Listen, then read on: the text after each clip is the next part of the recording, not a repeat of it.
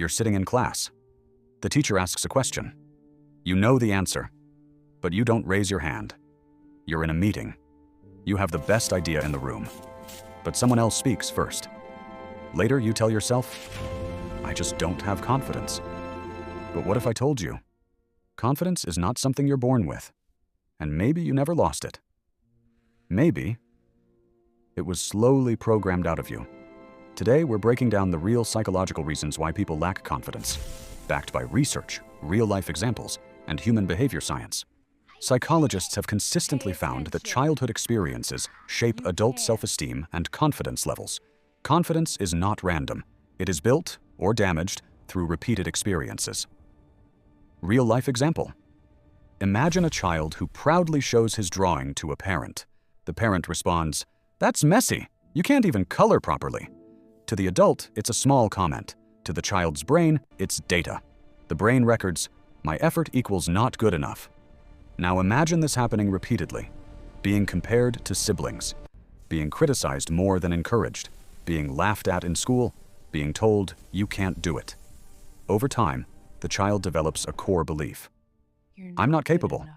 Research in developmental psychology shows that repeated criticism in early years strongly correlates with lower self-esteem in adulthood. The adult version of that child now says, "I don't have confidence."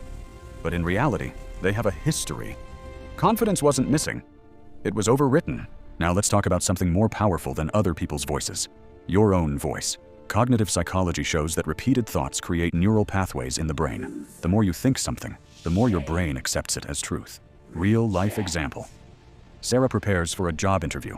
Before entering the room, she keeps telling herself, "I'm not good enough. I'll mess this up. They'll see I'm incompetent." Her heart rate increases. Her hands sweat. She forgets answers she already practiced. Did she fail because she lacked skill, or because she rehearsed failure in her mind? Studies in cognitive behavioral therapy, CBT, show that negative self-talk increases anxiety and lowers performance. Your brain does not distinguish well between imagination and reality. If you repeatedly tell yourself you will fail, your body prepares to fail. Confidence is not destroyed in the outside world first. It is weakened internally. One of the biggest hidden killers of confidence is fear of failure. And here's the important part. Most people are not afraid of failing. They are afraid of what failure means. Rejection, embarrassment, judgment, shame. Neuroscience research shows that social rejection activates the same brain regions as physical pain. So when you avoid speaking up, when you avoid starting a business, when you avoid posting content, you are not lazy. Your brain is choosing safety over potential pain. Real-life example. Usman starts a small online business. First attempt fails.